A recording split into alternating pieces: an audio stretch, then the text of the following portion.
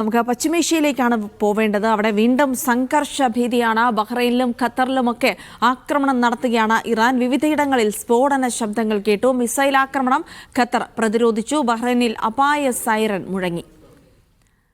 Abbas Muhammad വിവരങ്ങൾ നൽകും. Abbas, അപ്പോൾ ഇറാന്റെ വലിയ ഒരു പ്രത്യാക്രമണത്തിന് കൂടി സാക്ഷിയാവുകയാണ്. പലയിടത്തും അപായ സൈറൻ മുഴങ്ങുന്നു, സ്ഫോടന ശബ്ദങ്ങൾ കേൾക്കുന്നു. എന്തൊക്കെയാണ് സംഭവിച്ചുകൊണ്ടിരിക്കുന്നത്? അബ്ബാസിലേക്ക് വരാം. എന്തായാലും പശ്ചിമേഷ്യയിൽ സംഘർഷം വീണ്ടും കനക്കുന്നതിന്റെ അപായ സൂചനകൾ തന്നെ ലഭിക്കുകയാണ്. ഗൾഫ് രാജ്യങ്ങളിലേക്കുള്ള ഇറാന്റെ നിരന്തരമായ ആക്രമണങ്ങൾ ഉണ്ടാകുന്നു എന്നുള്ള റിപ്പോർട്ടുകൾ. അബ്ബാസ്, എന്തൊക്കെ സംഭവിക്കുന്നു? പലയിടത്തും അപായ സൈറൻ മുഴങ്ങുന്നുണ്ട്, സ്ഫോടന ശബ്ദങ്ങൾ കേൾക്കുന്നുണ്ട്. എവിടെയൊക്കെ എന്തൊക്കെ റിപ്പോർട്ട് ചെയ്യുന്നു?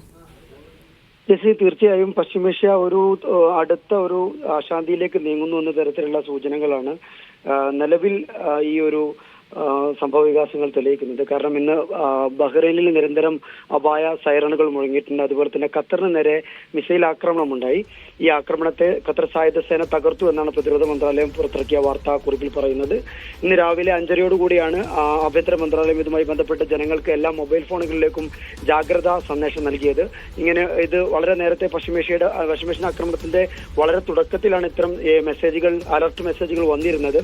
ഇടക്കാലയളവിൽ പ്രശ്നങ്ങളൊക്കെ ഏകദേശം ഇല്ലാതാകുന്ന ഒരു സമയത്ത് ഈ അലർട്ട് മെസ്സേജുകൾ കൂടി ഇല്ലാതായിരുന്നു. ഏതായാലും ഇന്ന് രാവിലെ അങ്ങനെ ഒരു മെസ്സേജ് വന്നു. The security threat has been elevated എന്ന് പറയുന്ന ഒരു മെസ്സേജാണ് വരാറുള്ളത്.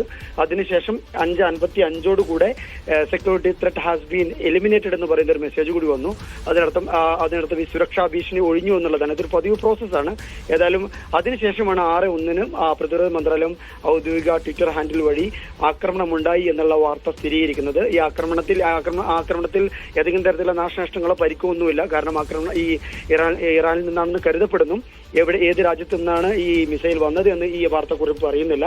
ആ മിസൈൽ ആക്രമണത്തെ വിജയകരമായി പ്രതിരോധിച്ചു എന്നാണ് ഖത്തർ ഡിഫൻസ് മിനിസ്റ്ററുടെ വാർത്താക്കുറിപ്പിൽ പറയുന്നത്. ജിൽസി, അപ്പോൾ ഒരു ഇടവേളയ്ക്ക് ശേഷം വീണ്ടും ഗൾഫ് രാജ്യങ്ങളിലെ ആകാശങ്ങൾ സംഘർഷഭരിതമാവുകയാണ്. ബഹ്റൈനിലും ഖത്തറിലുമൊക്കെ ആക്രമണ ശബ്ദം, അപായ സൈറൻ മുഴങ്ങുന്നു, സ്ഫോടന ശബ്ദം ഉണ്ടാകുന്നു, അതിനെ വിജയകരമായി പ്രതിരോധിക്കുന്നു തുടങ്ങിയ വിവരങ്ങൾ വരികയാണ്. പശ്ചിമേഷ്യയിലെ സംഘർഷം അങ്ങനെ ഗൾഫ് പ്രവാസികളുടെ അടക്കം ജീവിതത്തിന് മേൽ വീണ്ടും ഒരു ആശങ്ക സൃഷ്ടിക്കുന്നു എന്നുള്ള വിവരങ്ങൾ കൂടിയാണ് ഇപ്പോൾ നമുക്ക് ലഭിച്ചുകൊണ്ടിരിക്കുന്നത്.